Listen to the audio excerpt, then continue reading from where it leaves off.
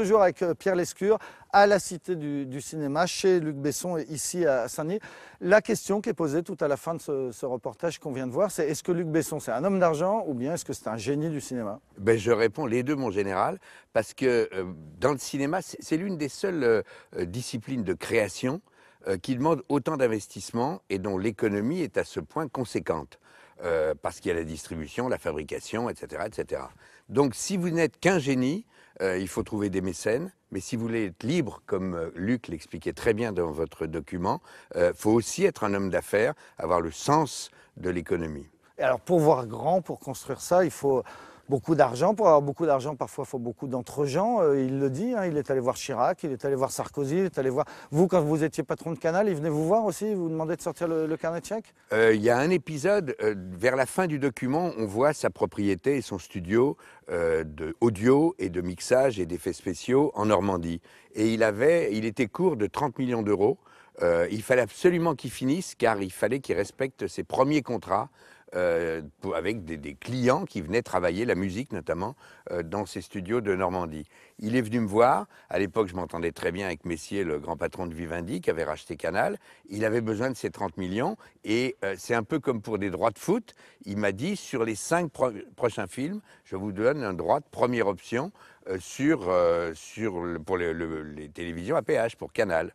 Et on a fait le deal. C'est-à-dire que vous avez acheté 5 films? On a préacheté 5 films à venir, sans savoir s'il les tournerait en 3 ans, en 5 ans, en 10 ans. Mais c'était Luc, on savait qu'on en avait besoin. Et il avait besoin, lui, de cet argent pour finir son château. Et donc, vous avez signé un très très gros chèque sur... Oui, mais on était d'accord avec Messier pour penser que c'est comme ça qu'on construit le désir pour une chaîne, c'est que de savoir que sur les 5 à 10 ans qui viennent, vous allez avoir des choses qui vont séduire vos abonnés. Et Luc représente ça. Il y en a d'autres dans le cinéma français qui sont capables de faire ça? Des réalisateurs, il n'y en a pas beaucoup. Mais je ne peux pas m'empêcher de faire un parallèle qui est différent, qui n'a pas connu cette dimension-là. Mais il y a 40 ans, 50 ans, Claude Lelouch voulait son indépendance. Et il a fait sa société tout autour du chiffre 13. Il y avait ses propriétés en Normandie, il y avait son studio et sa salle de projection Donc en France, on a eu Besson et Lelouch capables d'être à la fois des réalisateurs et des grands producteurs, quoi. Oui, qui ont cette vision, qui ont cette ambition. Pourquoi on l'appelle le mal-aimé? Il a beaucoup d'ennemis dans le cinéma français. Je pense on l'appelle le mal-aimé, et c'est vrai, il le reste. On l'a vu quand il a fait l'inauguration des studios. Il y avait beaucoup de monde, mais il n'y avait pas tout le monde. Il n'y avait pas la ministre. Il n'y avait pas la ministre, je ne suis pas sûr qu'elle ait eu raison, je pense même qu'elle a eu tort.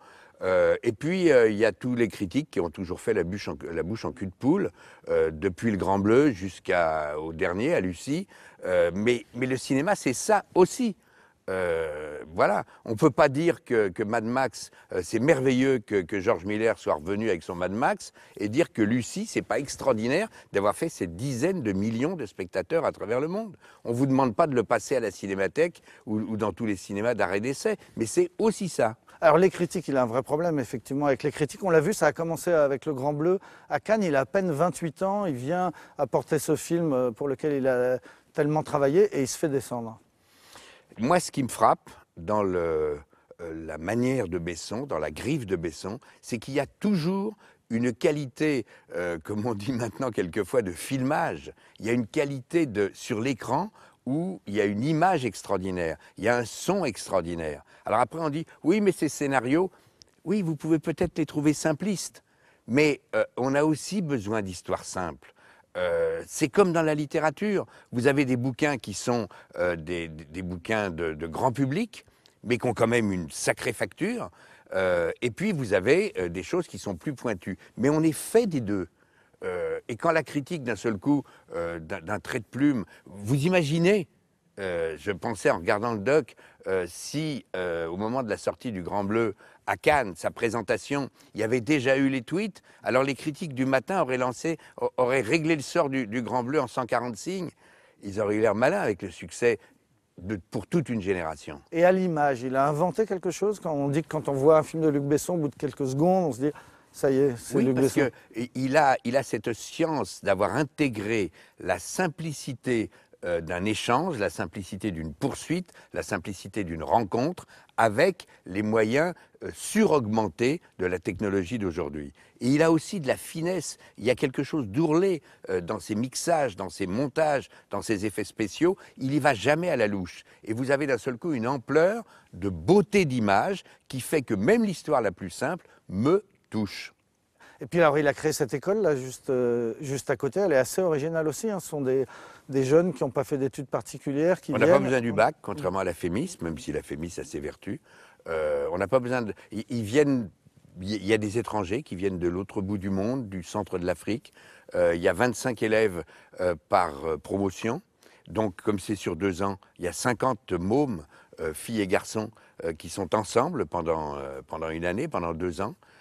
Il leur apprend à se démerder, il leur apprend des trucs, il leur apprend le mouvement. Il leur fait faire, quand ils débarquent, il vient régulièrement, dès qu'il est à Paris, dès qu'il est en France, il leur fait faire des scènes, il juge chaque scène, il la montre et il y a une discussion, et puis ensuite il montre la même scène tournée par lui. C'est pas pour montrer le grand maître, c'est pour que d'un seul coup, les mômes se rendent compte que la focale peut se rapprocher, peut se raccourcir, et qu'il n'y a pas un chemin infranchissable entre eux et lui. Et puis de l'autre côté de la grande nef, il y a l'école Lumière, qui elle est plus technique, et ces mômes-là discutent à la cafette tous ensemble. Je pense que ça n'a pas de prix, cette expérience-là. Voilà, vous aimez ces histoires et moi j'aime bien la façon dont vous nous avez parlé ce soir de Luc Besson. Merci beaucoup Merci, Pierre Nicolas. Lescure. Merci à